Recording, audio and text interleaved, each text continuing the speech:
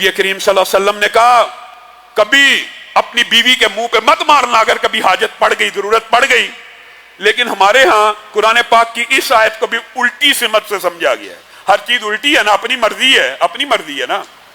कुरान पाक में क्या है, वाइदू हुन्ना, पहला हुक्म क्या था, वाइदू हुन्ना है। पहला हुक्म तो यह था कि उनको वादो नसीहत की जाए, उनको लेक्चर सुनाए जाएं, उन्हें दीन की तरबियत दी जाए। कोई औरत हामद की इताअत नहीं करती, पहला हुक्म अल्लाह ने क्या दिया कि उनको नसीहत करो, उनको प्यार से समझाओ, उनको मोहब्बत से समझाओ।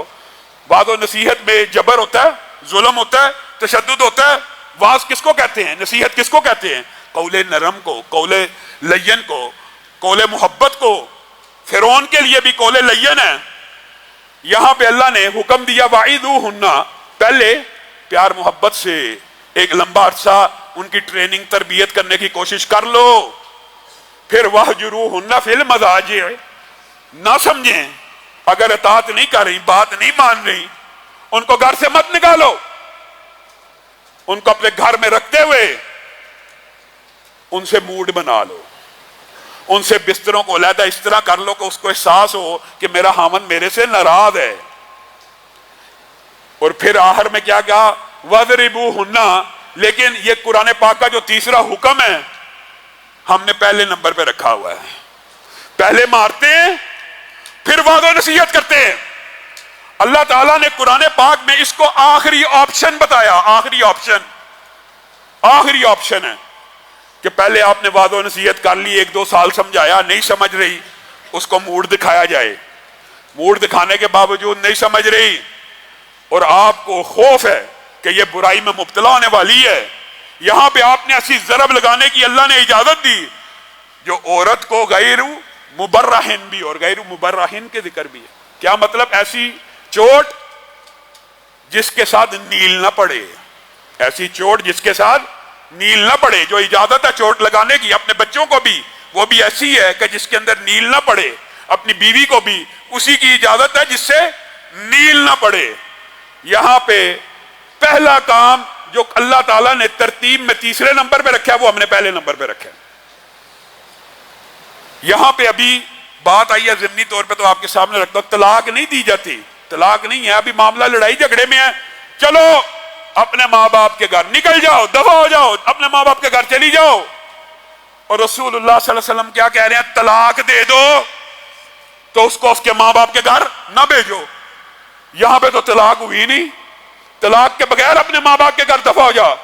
और रसूलुल्लाह कह रहे हैं तलाक भी दे दो तो कहां रखो, अपने घर में, अपने घर में। क्यों कि शायद तुम्हारा दिल पसीज जाए, वो इद्दत इधर पूरी करे, वो बने संवरे, कि शायद हामद दोबारा मुतवज्जे हो जाए और इस्लामी घराना दोबारा आबाद हो जाए।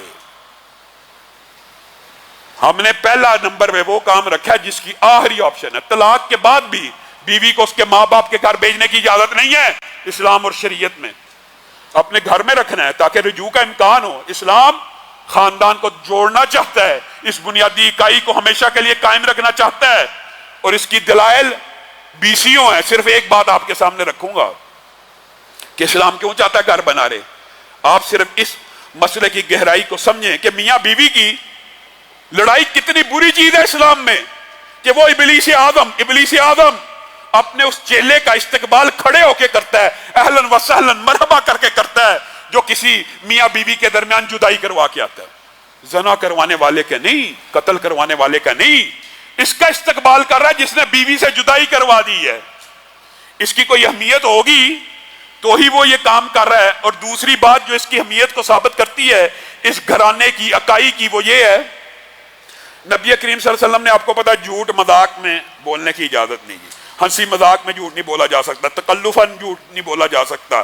झूठ कई मामलात की उसकी कबाहतें आपके सामने कई मर्तबा रखी हैं।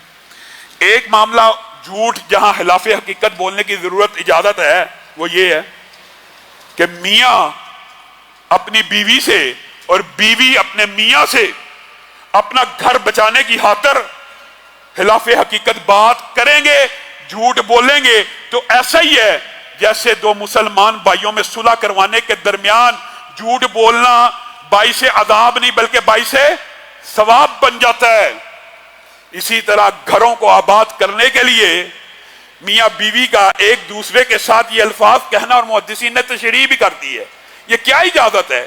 یہ کیوں اجازت دی؟ یہ اجازت اس لیے دی ہے، آج آپ کی شادی ہوئی، ابھی تو آپ کے دل میں بیوی کی محبت پیدا ہی نہیں ہوئی، آج ہی شادی ہوئی ہے، آج ہی وہ آپ کے گھر آئی ہے، آپ نے اس کو دیکھا، ابھی تو محبت بھی نہیں ہے، آپ کہیں گے کہ مجھے تیرے سے محبت ہے، یہ جھوٹ نہیں لکھا جائے گا، یہ ثواب لکھا جائے گا۔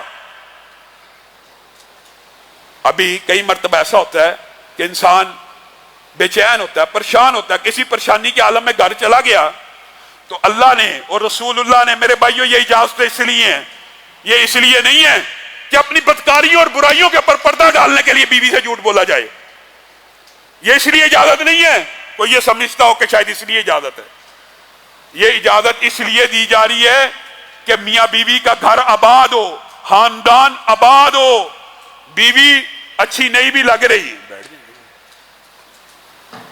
بیوی اچھی نہیں بھی لگ رہی، اس کو جا کے کہا جائے تو مجھے بڑی اچھی لگ رہی ہے، تو مجھے بڑی پسند ہے، تو مجھے بڑی خوبصورت لگ رہی ہے، تو میرے دل کا چین ہے، تو میرے دل کا قرار ہے۔ یہ جھوٹ کی اجازت اس کام کے لیے تھی، تو نے سمجھا کہ جھوٹ کی اجازت اس لیے دی ہے کہ میں اپنی برائیاں چھپاتا رہوں، اپنے بارے میں جھوٹ بولتا رہوں، نہیں میں بڑا پاک ہوں، میں بڑا صاف ہوں۔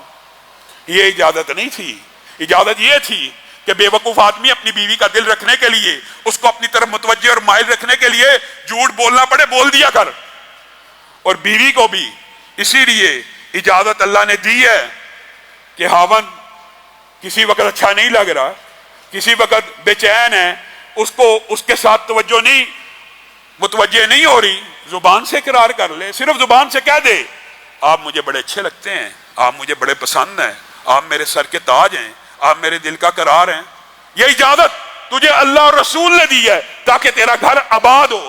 لیکن ہماری بہنیں بھی سخت دل کی ہیں، اور بھائی بھی، ایک ناراض تو دوسرا اس سے آگے ناراض، ایک نے منہ ادھر کیا تو دوسرے نے ادھر کر دیا۔ اور میری بہنیں بیٹیاں بھی کچھ باتیں سمجھ لیں،